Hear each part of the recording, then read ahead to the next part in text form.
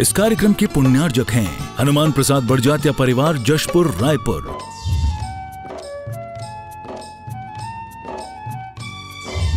राजकुमार सुधा जैन, विनोद संजना जैन, दिलीप सीमा जैन, रासु शीतल, राहुल अदिति, पुष्पा विमल पांड्या इंदौर, स्नेहलता विकास काला जयपुर, ममता सुरेश सेठी कोलकाता, सानू अमित जैन सूरत, पूर्वा हर्ष हितांश पाटनी कोलकाता, सलोनी हर्षवर्धन जैन आगरा, वेदिका यश पाटनी नागपुर, रचित मौलिक जीनांश वांशिक धैर्य वंदित जैन।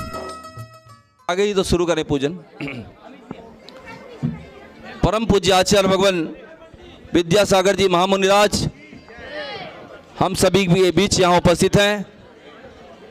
मैं बड़े मंदिर के अध्यक्ष संजय नायक जी, विनोद बड़जात्या जी, अजीत जैन जी यशमान करके एक ऑनलाइन प्रतियोगिता का आयोजन www.vidyasagar.guru पर किया जा रहा है। मैं निवेदन करता हूं यहाँ उपस्थित सभी लोगों से, जो टीवी पर देख रहे हैं उन सभी लोगों से और पूरे विश्व के लोगों से निवेदन करता हूं, जहां जहां आप सभी लज्जाराम तोमर की यह किताब शिक्षा पर आधारित है, जिस पे वतन की कमान करके एक ऑनलाइन प्रतियोगिता आयोजित की जा रही है।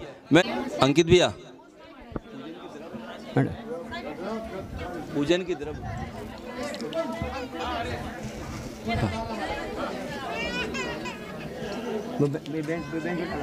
राज की हाँ आइए, मैं सभी जिनालय के प्रमुख लोगों से निवेदन करता हूं, जो लोग भी श्रीफल लेकर आए, हाँ नाम ले रहा हूं। श्रीमान संजय नायक जी अध्यक्ष, श्रीमान पुष्पेंद्र जी जैन, श्रीमान मनीष जी जैन, श्रीमान यशवंत जी जैन, श्रीमान विनोद जी बड़जात्या, श्रीमान नरेंद्र जी जैन गुरु कृपा। आ जाएं सभी लोग। श्रीमान या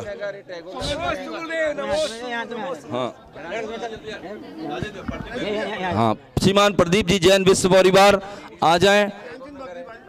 हाँ ज्ञानचंद जी बाकलीवाल भिलाई से, नेवरा समाज के उपाध्यक्ष कोषाध्यक्ष आ जाएं। श्रीमान महेंद्र जी जैन चूड़ी वाले, श्रीमान नरेंद्र जी जैन गुरु कृपा, श्रीमान अजीत जी जैन कचना, हाँ, श्रीमान फाफाड़ी से आदरणीय संरक्षक बाकलीवाल जी पधारे हैं, वो भी आ जाएं। हाँ डीडी नगर से एक बस लेकर भक्तजन पधारे हैं, आ जाएं। और सभी लोग दोनों हाथ जोड़ लें, नमोस्तु करेंगे। हाँ बैठ जाएं, सभी लोग बैठ जाएं, सभी लोग बैठ जाएं। श्री अविनाश जी जैन विदिशा से यहाँ आए हैं। भाई शिशिर जैन उपाध्यक्ष टैगोर नगर, महामनिंद्राय अत्रोत्तरोत्तर समोचड़ावाननम अत्र तिष्ठित छठ स्थापनम अत्र मम सन्निधो भवभव सन्निधिकरणम। सांसारिक विषयों में पढ़कर मैंने अपने को भरमाया, इस राग देश की वैतरणी से अब तक पार नहीं पाया। तब ज्ञान सिंधु के जल कण से भव कालुष धोने आया हूँ, आना जाना मिट जाए मेरा यह बंद काटने आया हूँ। ओम रीमाचार्य भगवान विद्यासागर महामंदिर जन्म जरा मृत्युनाशना जलम निर्वपामिति स्वाहा। अपने तो केवल सपने थे ब्रह्म और जगत का भटकाना, चरणों में अर्पित अक्षत है अक्षय पद मुझको मिल जाए। तब ज्ञान अरुण की किरणों से यह हृदय कमल भी खिल जाए। ओम रीमाचार्य भगवान विद्यासागर महामनिंदाय अक्षय पद प्राप्त अक्षताम निर्वपामिति। इन्हें उतनी बढ़ती इच्छा ज्वाला, मैं काम भाव विध्वंस हेतु मन सुमन चढ़ाने आया। यह मदन विजेता बन न सके यह भाव हृदय में लाया हूँ। ओम रीमाचार्य भगवान विद्यासागर महामनिंद्राय काम बाण विध्वंसनाय पुष्पम निर्वपामिति। इस वेद समर्पित करके मैं तृष्णा की भूख भगाऊंगा, अब और अधिक ना भटक सकूं यह अंतर बोध जगाऊंगा। ओम रीमाचार्य भगवान विद्यासागर महामंदिराय क्षुधारोग विनाशनाय स्वाहा। मोहांधकार हाथ रहा बस पछताना, यह दीप समर्पित है मुनिवर, मेरा तम दूर भगा देना। तुम ज्ञान दीप की बाती से मम अंतर दीप जला देना। ओम रीमाचार्य भगवान विद्यासागर महामुनिंद्राय मोहांधकार विनाशनाय दीपम निर्वपामिति।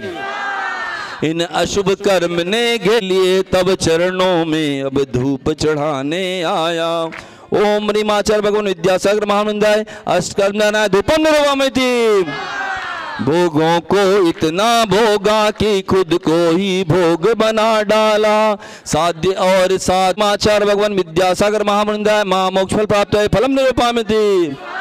जग के वैभव को पाकर मैं निश दिन के अनर्घ पद पा जाऊं, यह अरुण भावना भाता। ओम रीमाचार्य भगवान विद्यासागर महामुनिंद्राय साक्षात विराजमान, तिनके चरणों में मन वचन काया से अनर्घ प्राप्त अर्घम निरूपामिति। भावों की निर्मल सरिता में अवगाहन करने आया हूँ, मेरा सारा दुख दर्द हरो, यह है अरुण कामना देख सके। हो सुना है हमने शरणागत सो अपने गले लगाते हो, सुना है हमने शरणागत को अपने गले लगाते हो। ऐसा हमने क्या मांगा जो देने से घबराते हो, ऐसा हमने क्या मांगा जो देने से घबराते हो। चाहे सुख में रखो या दुख में, चाहे सुख में रखो या दुख में, बस थामे रहना। गुरुवर हमको दीजिए संयम का उपहार, गुरुवर हमको दीजिए संयम का उपहार। एहसान होगा मेरा कल्याण होगा। प्राप्त जयमाला पूर्णार्घम निरूपामिति। वतन की कमान, जैसा कि आविष्कार वहां रखे गए हैं, अब मैं निवेदन करूंगा पूज्य गुरुदेव निर्यापक श्रमण प्रसाद सागर जी मुनिराज के विदेश न देखकर हम सभी के जीवन का मार्गदर्शन करें। नमोस्तु भगवान, नमोस्तु भगवान। नमो सिद्धाणम, नमो आयर्याणम, नमो वज्रायाणम, नमो लोये सभ्यसाहूणम। बोलो कुंडलपुर के बड़े बाबा की, चौबीस शंकर भगवंतों की, गुरु नाम गुरु आचार्य ज्ञान सागर जी महाराज की, मूक माटी रचयिता आचार्य परमेष्टि गुरुदेव की, पूज्य निरापक मुनि श्री समय सागर जी, योग सागर जी, नियम सागर जी, सुधा सागर जी, समता सागर जी, अभय सागर जी महाराज की, मुनि श्री चंद्रप्रभ सागर जी व निरामय सागर जी महाराज की, पूज्य गुरुदेव निर्यापक श्रमण प्रसाद सागर जी मुनिराज की। नमोस्तु नमोस्तु। कल से परम पूजाचार्य महाराज जी का बिहार प्रारंभ हुआ दोपहर को। उसके पहले पंच कल्याणक गजरत महोत्सव सब सानंद संपन्न हुआ तिल्ला देवरा में। और जब जैसे ही पता चला कि आचार्य श्री का जो बिहार का रुख है, रास्ता है, राजधानी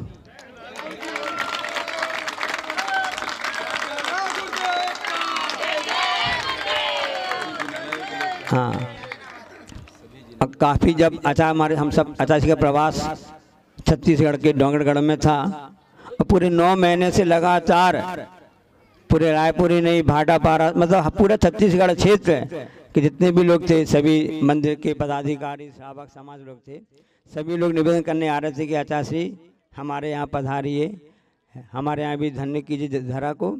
तो आपको बता दें, जहाँ का जैसा पुण्य होता है अपने आप वैसे ही, आप बस का नहीं, जहाँ के 1 इंद्री, 2 इंद्री, 3 इंद्री, 4 इंद्री, 5 इंद्री, सभी जलोकायक, पृथ्वी का अग्नि का जितने जीवों का सबका जैसे सामूहिक पुण्य को उदय होता है, तब कहीं जाकर के ऐसे गुरु महाराज के चरण उस ओर बढ़ने लगते हैं। और जब ये स्थान तिल्दा नेवरा विकास खंड में जिला रायपुर में शांति नगर कोदवा, ये गांव का नाम है, कोदवा है। कौन सी दवा है? अच्छा से अच्छी बात लिखी है, मिट्टी पानी और हवा 100 रोगों की एक दवा। मिट्टी पानी और हवा 100 रोगों की एक दवा।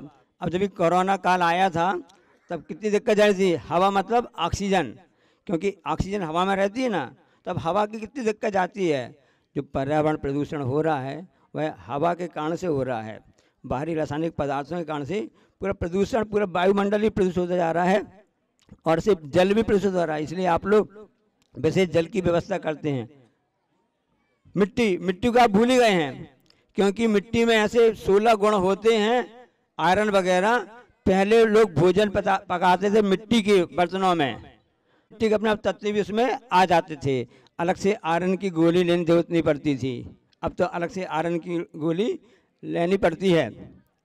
एक बच्चे ने कहा कि अब समझ में आ गया कि मेरे शरीर में आयरन की कमी है। तो कैसे पता चला भाई, तुमको बताओ। उसने कहा अपने हाथ में चुंबक लिया था, मैं अपने शरीर में लगा रहा था, चुंबक चिपक ही नहीं रहा था। हमको लगा कि शरीर में आयरन की कमी है, क्योंकि हमने मिट्टी को छोड़ दिया है, पानी को छोड़ दिया है, हवा को प्रदूषित कर दिया, इसलिए ऐसा हो रहा है। रास्ते में जब हम आ रहे थे हमने जगह जगह देखा तालाब बने हुए थे। बाएं तरफ देखो तो तालाब बना था, दाएं तरफ देखो तो तालाब बना हुआ था, और बीच में देखी तो बीच में चौड़ी नहर बनी हुई थी। क्यों? पानी का संरक्षण है, पानी सुरक्षा है। गांव वाले समझते जानते हैं कि पानी को कैसे बचाया जाता है, और शहर वाले जानते हैं कि पानी को कैसे बहाया जाता है। कितना अंतर है, एक पानी को बचा रहा है और एक पानी को बहा रहा है। किसान भी समझदार है होता है, गांव वाले समझदार हैं, वो पानी को भी बहाना जानते हैं, लेकिन वैसे नहीं बहाते वे लोग उस पानी को खेतों में बहाते हैं जहाँ पर फसल उगती है, अब धान की खेती होती है, वो पानी बह करके काम करता है। और शहर वाले आप लोग पानी बहाते कहाँ जाता है, गटर में जाता है। तो पानी बह करके जो खेतों में गया, अन्न की खेती होती है, उपार्जन होता है। और ध्यान रख लेना, उस अन्न से सिर्फ इंसान बस का पेट नहीं भरता है, बहुत से भूसा के ढेर लगे थे, उन जो भूसा निकलता है उससे पशुओं का भी पेट भरता है, उनको भोजन मिलता है। और पक्षी आते हैं उस खेत में आकर के उसको चुंग जाते हैं और उनका भी पेट भर जाता है। एक कहावत एक थी, कोई कबीरदास जी से कोई भी थे, जो भी पता नहीं है ना, तो उनको खेत की रखवाली की रक्षा दिया गया कि आप खेत की सुरक्षा कीजिए। तो अपने आराम से बैठे रहे। उनके पिताजी आए, जो भी आए, क्यों भाई क्या कर रहे तुमने, हम तुमको कहा था ये सब सुरक्षा करना, तो चिड़िया वगैरह उनको भगा देना। तो उन्होंने क्या जवाब दिया, राम जी की चिड़िया, राम जी का खेत, खा लो चिड़िया भर भर पेट। ऐसी भावना वाला होना चाहिए, तभी कहीं जाकर के अपने आप फसल उच्च भावना से होता है, सब कार्य होता है। पिछले प्रवास कल रात में शाम को विश्राम किया था, कौन सा काम था, कोनारी था। वहाँ एक पुस्तक मिली थी माध्यमिक विद्यालय में, उसमें बहुत अच्छा एक प्रसंग हमको पढ़ने में मिला। आपको बताता हूँ कि एक जयपुर में एक व्यक्ति था, सेठ जी थे वो, और सेठ जी ने की भावना हुई, उपकार करते थे, कोई उनसे असंतुष्ट नहीं रहता था, सभी का वह सहायता करते थे। सेठ जी के मन में आया कि क्यों न एक अच्छे मंदिर बनाया जावे, और उन्होंने अच्छे से एक मंदिर का निर्माण कराया, प्राण प्रतिष्ठा कराई, सब कुछ करवाई। देख लो, जहाँ पर निष्ठा होती है वहीं पर प्रतिष्ठा होती है। भावना से निष्ठा बनती है और निष्ठा से प्रतिष्ठा होती है। चाहे वह वेदी प्रतिष्ठा हो, जिनबिंब प्रतिष्ठा हो, जिनालय प्रतिष्ठा हो, या स्वयं की प्रतिष्ठा हो, अपनी प्रतिष्ठा खुद बनानी पड़ती है। इसलिए भावना और निष्ठा अच्छी आप रखेंगे तो प्रतिष्ठा कार्यक्रम भी सानंद संपन्न होगा।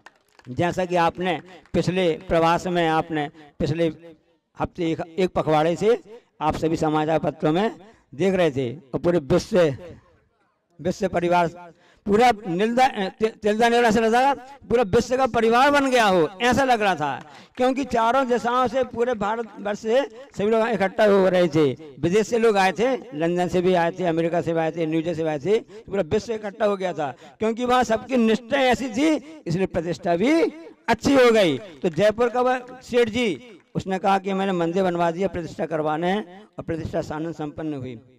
अब सेठ जी ने सोचा, अब मेरे जाने के बाद क्या होगा, इस मंदिर का कैसा होगा, किसी व्यवस्था के लिए कुछ चाहिए तो व्यक्ति, मैनेजर, प्रबंधक, कोई जिसको आप बोलते हैं माली, पुजारी, जो कुछ भी है, वो जिम्मेदार व्यक्ति चाहिए। अब किसको किया जावे, सब लोग आवेदन करने लगे, बहुत सी रकम होती सेठ जी के पास में, बोली भी अच्छी गई, रकम भी इकट्ठी हो गई, सब कुछ हो गया है। अब यदि मान लो उसको हमको लाभ मिल जाएगा तो उसका मैनेजर बन जाएंगे, धीरे धीरे उसके मालिक भी।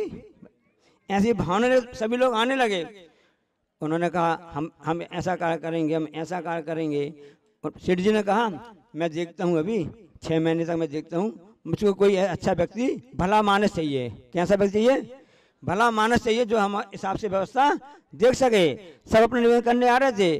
अब लोगों ने सोचा कि सेठ जी क्या हो गया, इनको बड़े अकड़ आ गई है, मंदिर तो बनवा दिया, अब कोई ढंग से किसी को जिम्मेदारी सौंपना नहीं चाह रहे हैं। आखिर बात क्या है, कैसे क्या है? सेठ जी कहा भाई देखो रोको, मैं कोई भले मानस को देख रहा हूँ, उसकी रास्ता देख रहा हूँ जो इसको संभाल सके, क्योंकि कसौटी पर भी तो खरा उतरना चाहिए व्यक्ति, जांच पड़ताल होना चाहिए। सेठ जी हैं, उन्होंने अपने ऐसे बाली नहीं पकाए थे। अनुभव अपने आप में बहुत बड़ी वस्तु होती है, ये निष्ठा से ही आती है, कार्य करने से ही आती है, कर्तव्य निभाने से ही आती है। और जब वो 5 महीने हो गया, उन्हें कुछ समझ में आया कि कौन इसके लिए होगा। सब लोग अपने आके निवेदन करते थे, सबके एप्लीकेशन रिजेक्ट, कैंसिल, मतलब क्या बोलते हिंदी में, उसको अलग कर दी जाती थी, निरस्त कर दी जाती थी। अब वो अपनी रास्ता देख रहे थे सेठ जी, उनकी दृष्टि थी कैसे हम इसको ढूंढें, कैसे पता लगाएं। एक व्यक्ति आया, गरीब सा था, फटे हुए कपड़े भी थे, सब कुछ थे। उसने वहां जाकर के भगवान को प्रणाम नमस्ते किया, सब किया, और उसके बाद में वह लौटने लगा। तो सेठ जी आ गए, क्यों भाई आपका नाम क्या है? मैं तो भगवान के दर्शन करने आया था। अच्छा ठीक है, हम चाहते हैं इस मंदिर की जिम्मेदारी आप संभाल लो। अरे मैं संभाल लूं? मैं तो दर्शन करने बस आया था और मैंने कुछ भी नहीं किया, मैं क्या कर सकता हूँ? मैं पढ़ा लिखा भी नहीं हूँ, मैं पढ़ा लिखा भी नहीं हूँ, अब मैं कैसे संभालूंगा? इतना मैनेजर का पद है, प्रबंधक का पद है, और सब कैसे संभालूंगा? तो उन्होंने, हमने तो आपको भले मानस समझा है और आप ही हमके लिए उपयुक्त लगते हैं। मैंने कुछ भी नहीं किया, मैं कुछ पढ़ के जानता भी नहीं हूँ, मैं मुझको अनुभव भी नहीं है, कोई एक्सपीरियंस भी नहीं है, कहीं मैंने कहीं मैनेजर किया हो, कहीं किसी दाल मिल में किया हो या राइस मिल में किया हो, किसी मंदिर में किया हो, किसी किया हो, कुछ अनुभव हो है नहीं। मैं आपको करना चाहता हूँ। नहीं, मुझ में से आपने क्या वस्तु देख ली जो आपने हमको देना चाहते हो? नहीं, मुझे आप भले मानस लगे। परीक्षण कैसे आपका हुआ बताओ? तो लोगों ने पूछा कि हम लोग तो पढ़े लिखे हैं, MBA हैं, मैनेजमेंट जानते हैं मैनेजमेंट क्या कहलाता है? MBA मैनेजमेंट, पूरी प्रबंधन देखा जाता है ना। एक व्यक्ति की शादी हुई और वह अपनी नई पत्नी को लेकर के सब्जी खरीदने के लिए गया, गाड़ी से खरीदने के लिए गया, और वहाँ पर जाकर उसने देखा सब्जी वगैरह खरीद ली। तो सब्जी वाली थी, पढ़ी लिखी नहीं थी वो। सब्जी वाली ने क्या कहा? अरे बाबूजी आपकी लगता नई शादी हुई है? हाँ मेरी नई शादी हुई है। हाँ, आपकी पत्नी पढ़ी लिखी है? और वो खुश हो गया कि मुझको पढ़ी लिखी पत्नी तो मिल गई। सब्जी वाली जानती हैं, समझ रही है ना? वो कहती बाबूजी ऐसा लगता है आपकी पत्नी ने MBA किया है। MBA किया मैनेजमेंट? हाँ। अब वो सोचता व्यक्ति सोचता है कि ये सब्जी वाली है, पढ़ी लिखी नहीं है, तब भी जानती कि MBA क्या कहलाता है, मैनेजमेंट क्या कहलाता, समझ रही है। बड़ी अच्छी बात है, आपने अच्छी बात पकड़ ली कि मेरी पत्नी पढ़ी लिखी समझदार है, MBA किया हुआ है। ये तो बता दो कि तुम तो पढ़ी लिखी नहीं हो, लेकिन तुमने पता कैसे लगाया कि भाई पढ़ी लिखी MBA समझदार है? वो कहने लगी बाबू जब समझ में आ गया, जब अपने थैले में पहले टमाटर रख रही थी, उसके ऊपर कद्दू रख रही थी, मैंने समझ गया। तो वो व्यक्ति कहता है कि मैं तो जानता नहीं कैसी व्यवस्था होती है। तो उसी जी ने ऐसी बात पति की बात सुनने लायक है। नमकीन मीठा चलता ही रहता है आपके लिए, लेकिन पति की बात भी तो आपको चाहिए कि हम कौन सी आपको दवा खिलाना चाहते हैं, क्योंकि कोई दवा में आप लोग बैठे हुए हो, है कि नहीं? तो उन्होंने कहा कि बहुत से लोग आए गए, मंदिर के सामने हमने एक पत्थर गाड़ दिया था, ईंट का टुकड़ा गाड़ दिया था, उसकी नोक भी निकली हुई थी। हजारों लोग आ गए दर्शन करने, आ गए चले गए, किसी को ठोकर लगी, किसी का कपड़ा फटा, किसी को कुछ हुआ, कुछ लुढ़क गया, लेकिन किसी ने भी उस ईंट को उठा करके जो गड़ा हुआ था उसको अलग नहीं किया।